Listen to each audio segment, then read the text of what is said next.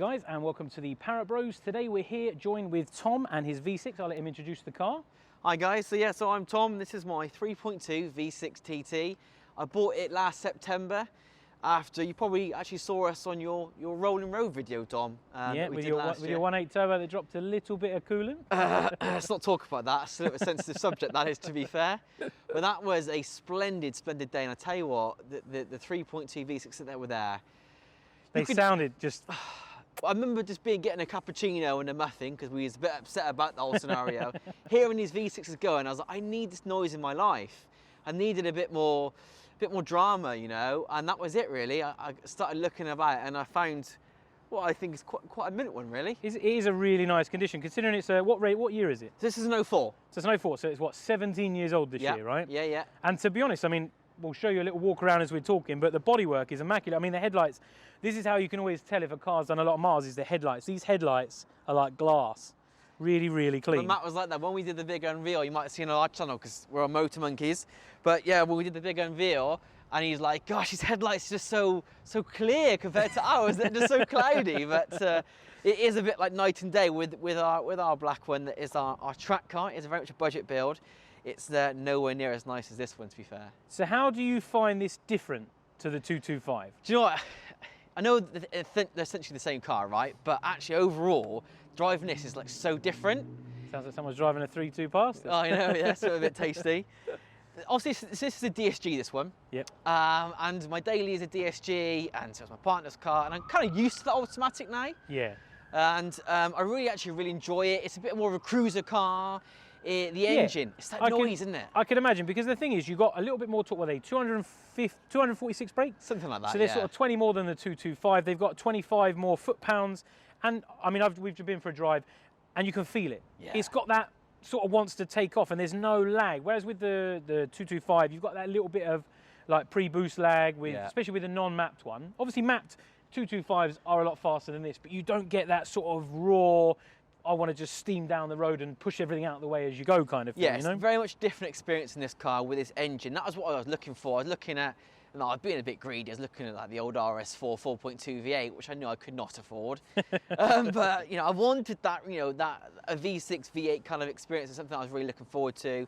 My dad's got a straight 6 BMW. I was like, I need that kind of, that bit of experience, a bit of different. These sound, I don't think there's a sound that compares to these in this category of car. Definitely. The 225 sound nice, but they don't have that sound, which, if you're a car guy, if this comes past, before even looking, you can name the engine. You just know what they sound like. How much did you pay for it? It's just over 4. So that's really good, because when I was looking, so I looked for this video this week, was doing a bit of research.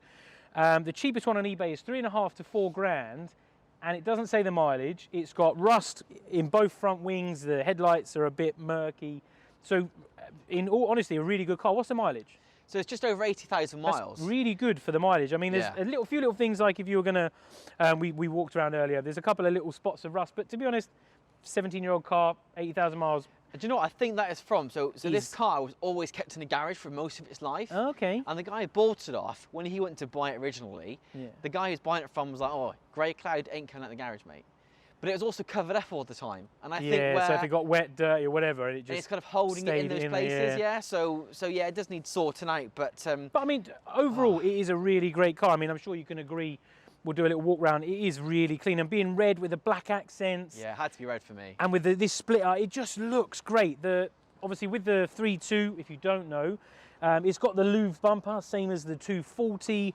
It has the rear spoiler and diffuser. It's got loads of other bits that just make it really set apart. And a lot of these are getting broken, which is why there's not that many of them on the road. And the two main issues, which we'll discuss later on in the video, is the chain, which again is a really expensive job, and the gearbox. Now, you can get these in manual. They are really rare. There was none for sale when I had a look out of the 5 that were for sale. So they are quite a rare option. But the DSG actually drives really nice. Once you get used to, because you've got this new A4. Once you get used to A6, don't talk it down. Oh yeah, it's I forgot, it's massive, isn't it? It's a barge. But that gearbox is lightning, isn't it? Yeah, Whereas this is a bit like you have to kind of warm it up, and then, or if you plant it, you sort of wait for the whiplash. What's going on today, man? What's going on? Go away. That doesn't matter. But yeah, you're completely right. And this is one of the things I was looking for when I bought the car. So this thing had a DSG service, a Haldex service. All the brake fluid was done. You know, loads of stuff. So it's been looked after. They've done all the right bits, because obviously looking to buy one of these, the things you want to look for are make sure it's had a gearbox service regularly, because the DSG oil, if left, can go acidic, which eats through the wiring for the mechatronics, which then causes that problem. Obviously, it needs to be regularly serviced anyway, because it's an NA engine, and all the Haldex and stuff. That's the key that people miss. And you buy an old car like this, if it hasn't had service, is going to cause you problems further down the line. Yeah, definitely. And that was one of the reasons that I went 3 hours to go and get it. By the way, lockdown wasn't enforced at that point. But yeah, it was a long old way, but it just seemed worth it. And the guy was doing a VCDS like with a WhatsApp call with me, so I could, you know, awesome. check all that out first. And so he knew what he was on about. That's the main thing. Yeah. And do you know what the funny thing was? He was selling it to buy an RS4 Cabriolet. That can't argue with that then, can you? But yeah, so overall, it's been a lovely car. I've actually put it in storage myself over winter, and we were discussing obviously the other day as well. It did throw up a little misfire, which hasn't returned. Yeah, I mean, it could be as simple as a callback, £25, quite common, because yeah, that's all it relies on. It doesn't have a turbo or anything, so we're just keeping an eye on that, and I might replace them more come the time, really. Pretty good. I think I should probably jump in and go for a drive now. What do you think? Mate, take the keys, have some fun. Let's go. So, driving the V6 is a lot like any of the others. Some of the subtle differences are, predominantly, most V6s come in an automatic transmission with the paddles on the steering wheel. Now, there are some manuals. They are reasonably rare, because I think people wanted the V6. They like the torque, they like the drive, more of a sort of a fun weekend car. Nice to have the automatic if you're going to do road trips, long drives, because it's that kind of engine. It's got the torque, and it's great, and it sounds, I mean, I don't know how well you can hear it because it's quite well cladded in here, and it's got a Scorpion resonated exhaust on, so it's not super loud inside, but outside sounds just perfect. Now, like I said, automatic, so it's got the DSG box, a very popular gearbox. It is an older one, so it is a little bit slow on the pull-off. It is a little bit slow between the gears, but if you knock it into manual, it changes just when you want it. Now, the only thing to consider with the gearbox, if you're going to get the S-Tronic or the DSG, is to make sure that it's been serviced, because they are an Achilles heel. The early models, even to be fair, even the same in my S4, are renowned for having problems with the mechatronics. Now, that is it's a 50-50. A lot of it's down to servicing. If it hasn't been serviced, the oil can get quite acidic, and it can eat through the cabling and the mechatronics, which then causes the mechatronics to fail. So that's probably the most prevalent, and the fact that if it doesn't get the right oil, if it has the oil goes low, all those kind of things contribute to it failing. Obviously, it failing costs between £2,000 and £3,000 because you've got to split the box, take the gearbox off, have it repaired. I think the mechatronics unit repaired can be £1,000 on its own, so quite a lot to think about. Let's give it some. Oh yeah, it's just a different kind of power delivery in this compared to what I'm used to. In their TT, in the 225, they're quite punchy. In this, depending on how you drive, especially because I'm not super used to the auto box, it's quite a smooth drive. I will give it a little bit more when we get down onto a bit more of an open road, especially because by the looks of it, there's a nice roundabout coming up, so we shall enjoy that somewhat. But apart from that, really nice to have the auto box. I can see why you'd have it in the 3.2. Now, the 225s don't actually come with an auto box at all. I've seen some very few 180s with an auto box. So if you're going to want an automatic, sort of a fun weekend car, even a daily, if you don't mind the fuel economy, because obviously they're not great, then this is kind of your only option if you want the sporty model. Besides the box, the main differences you're going to notice with the car is the front bumper has the louvre vents either side, giving it that sort of sporty look, same as the Quattro Sport. Also, it's got the rear honeycomb diffuser around the exhaust. It's got the spoiler extension. It has the 2-pot front brakes, and the wheels do differ, but obviously when a car's 20 years old, the likelihood is people have already changed the wheels about quite a bit. So same, I have V6 wheels on my car. Now, sort of the styling pack is quite a popular option. I have the rear diffuser, I've got the spoiler extension sitting in my shed when I finally get round to fitting it. So it is quite a popular option for that reason. Now, price wise, these are going up in price quite a bit, and that's sort of 50% the reason that quite a lot of them are getting broken, because obviously once the gearbox fails, the likelihood is most people will sell up as spares and repairs, because if let's say you've got one less than 100k worth about 4.5 grand, the gearbox goes, the likelihood is it's worth about 2 grand, just under. So what do? Do you spend 2.5 grand fixing it to then it be worth 4.5 grand, or do you just cut your losses, sell it for a couple of grand, and you're no worse off and you haven't had to get it done, you can move on, get another car? So that's kind of half the reason. And the other reason, obviously, like all TTs, they're getting old, they're 20 years old now, and they're going to need things. There's going to be bubbly rust on the arches, there's going to be problems with the Haldex where it hasn't been maintained, plus all the other things that come along with a 20-year-old car. So all things to consider when purchasing one of these. And the other thing with the 3.2, which you're going to get issues with, or could get issues with if not maintained correctly and if not checked, is the timing chains. Now they say the timing chain is for the lifetime of the car. However, when you speak to any mechanic, any garage, Audi, they recommend the timing chain between 75 and 100,000 miles. Now, if you're buying a car that's, say, 70,000, 50, 60, 70, 80, 90,000 miles, and it's 20 years old, there's a good possibility the chain could be stretched. Now, you may not notice it, it may not have the rattle, but you can plug it into VCDS and you can see how far out it is in degrees. If it goes too far out, it can cause a misfire, it can cause all sorts of running issues and bigger problems. So they're the kind of two things to consider. If you're buying a V6, besides all the normal stuff, make sure it's got a good service history, check that it's well looked after, and if you want to do a upper, then the world is your oyster. But basically, buying a V6, the two main things you want to look at is if the chains have been done. If they haven't, can you get it checked on VCDS? You want to check measuring blocks 208 and 209. That gives you how far out the degrees of the chain are. Anything up to, I think, minus 0.8, minus 8 degrees, sorry, is about where the chains need replacing. Normally you'll see a car, either whether the chains have been done or if they're good, sort of -2, -3, something like that. So there's quite a gap. Obviously once it's 8 degrees out, you can imagine it's going to get timing problems, you're going to get misfires and all that sort of stuff. So I actually went and looked at one, and it was -8 and -9, and you could feel it when it was driving. It just felt slightly lumpy. When you floored it, every so often you noticed a tiny misfire. And the problem with that is, again, it's a £2,000 to £3,000 job, because the parts alone are, do you know what I mean, £800 to £1,000. You've got to get the garage to take the gearbox off, to take the side off, to do all of the work. So it's quite a big job, and it's not something, if you're buying a 3 or 4 grand car, you're going to want to spend another £2,000 or £3,000 on. So do bear that in mind. But if you can find one,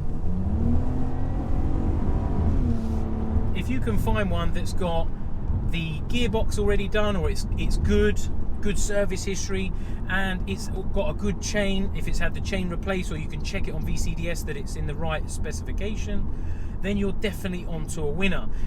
The 3.2, I love it. I've been driving this for the morning, and it is absolutely fantastic to drive. It's a real nice sort of driver's car. It all depends on whether you want that sort of bit of lag, bit of turbo, you want to go flying out of junctions and all that kind of stuff.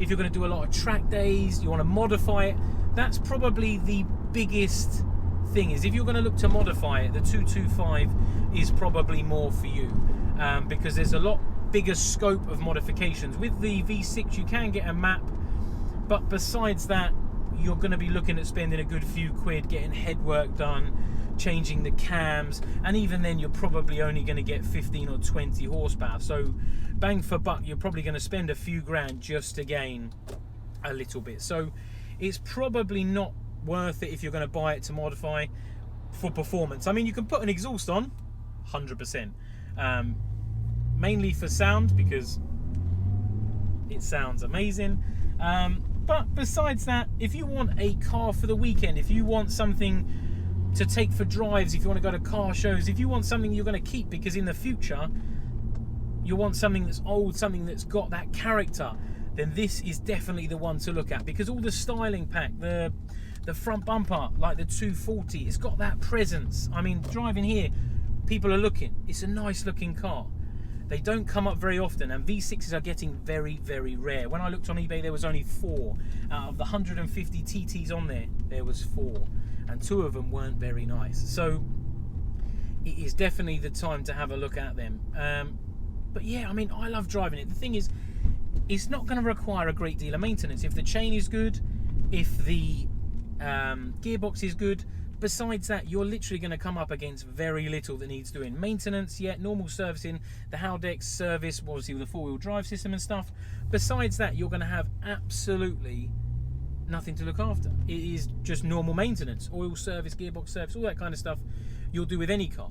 But apart from that, it is a lovely car. Whereas with the 225s, they have boost leaks, you could have turbo problems. There's loads more things to consider. So certainly do bear that in mind.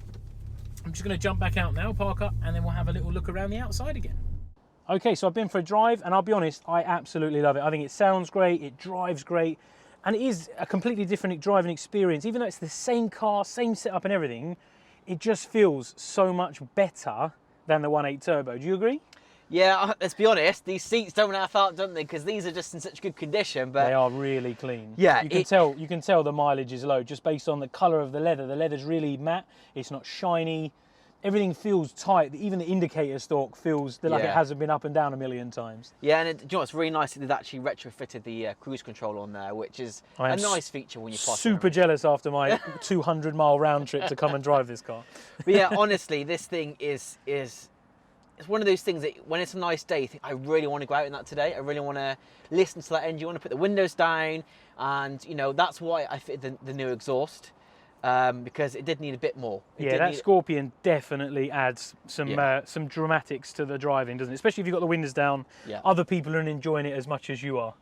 Mate, completely. It's just a cat back. That's all it is, nice and simple. I didn't want anything ridiculous because it is something I want to enjoy. You know, I'll be honest, the missus, when I had used to have a DC5 and it was almost you don't want it too loud, but you want enough that you can appreciate the engine and the dramatics of the car. Where'd you get the exhaust from? So I got it from GX Autosport. They've got an eBay shop. Really, really good guys. So that's a really good deal. So I'll drop a link to that for anyone who's likes the sound of it and has got a V6. Yeah, it is a really good deal. And what I like about the Scorpion, and I'll be honest, Dom, this is probably a bit more of your expertise, but with the Scorpion, it's got the valve on it. I did a lot of research because everyone was saying with the valve on the standard one, they've locked the valve off and it gives a bit more noise or whatever. So I thought, well, that's obviously the same thing I want for the Scorpion. But actually, it droned really badly at 2000. I mean, to a point that me and the missus couldn't even go out in the car because it was just really horrible to listen to. Yeah. And I thought, all right then, well, I did a bit of research, and they said, oh, what's really good about the Scorpion is it doesn't have the 2K drone because it's got the valve. Okay, so the valve opens up what? 3,500, you reckon? Yeah. It's vacuum fed, isn't it? Yeah, exactly. Yeah, so I think it's around sort of 2.5 when it was. So basically, when you're flat out, it's wide open. As soon as you get about sort of 2.5 RPM, that's when you get the real. You can hear it when you knock it into sport or you take it into manual and you sort of in the higher part of the gear. You can really sound it. Yeah. Letting it out. And as soon as I took the bung off of the valve, put the hose back onto it, it's actually beautiful. Yeah, and I mean the thing is, for a stock car, apart from the exhaust, it is wicked. I mean, it's lowered. What is it lowered? It's on Apex 40mm springs. That's it looks quite low, but it suits it. I mean, the black wheels with the red contrast, and it is a really clean red. It really suits the car, especially with the spoiler extension, the diffuser accents and stuff like that. It does look really good. I've always been a big fan of the whole, red and black. Yeah, 100%. 100%. I wanted a red A6, but I decided that red that's clean with no lack of peel and no fade. Sore subject with my little. There's always going to be a little channel at the top there, but yeah. But yeah, it turns heads. I mean, when I was driving, people were turning. Maybe that's because of the exhaust. Maybe because it was a bright red Royal Mail car coming down the road. You know, like it's that Royal Mail postbox red. Where everyone, as a kid, you think, oh yeah, red car. And when I had my DC5, and for those who don't know about Jap cars, I know it is a bit of it looks a bit special, right? And I used to get the odd time when people would go, even kids would say, look at that race car and stuff, and you can't help but have a little smile yourself. Drove along one day with the windows down and heard someone literally say, oh, that's a nice car. And I was like, even though it's a 17-year-old TT, which is, it sort of makes you, it reaffirms why you have it and why you love it, because it's not just for you, it's to keep them on the road, you're keeping it nice, maybe not for the next guy because you might keep it forever, but it's to go to shows. I mean, even when I pull up in mine, and mine's done nearly 200,000 miles, it's the colour. People walk over, oh, this is lovely, I haven't seen one of these in ages. And it gets you back in love with it, doesn't it? And Yeah. the community is unbelievable. Mate, the Mark 1 TT Unbelievable. community is great. I mean, people might know me as a bit of a troll. I can't help myself sometimes, but I find myself answering questions at 3 in the morning on Facebook, I'll be honest. But, yeah.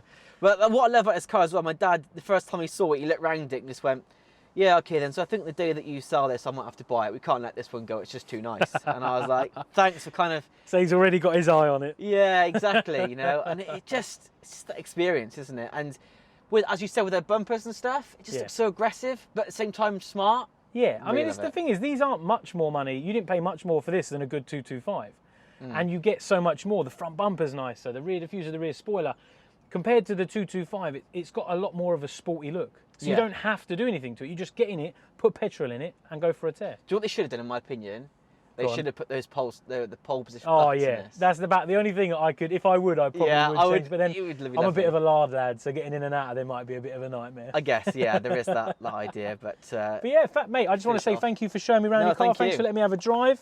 I've loved it. I hope everyone else has enjoyed sort of seeing it, a bit about the 3.2s. 'Cause I don't do a great deal of 3.2 content. I will be doing some more coming up in the future, but it's nice to get your opinion as an owner, have a you. drive, have a feel for myself, and enjoy it. Yeah, well, thanks for coming down, mate, and you're always welcome to take this one out.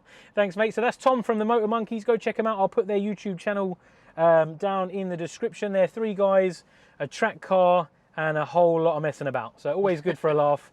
Go check them out, guys. Thanks for watching. That's another video from the Parrott Bros. Cheers, Bye guys. for now.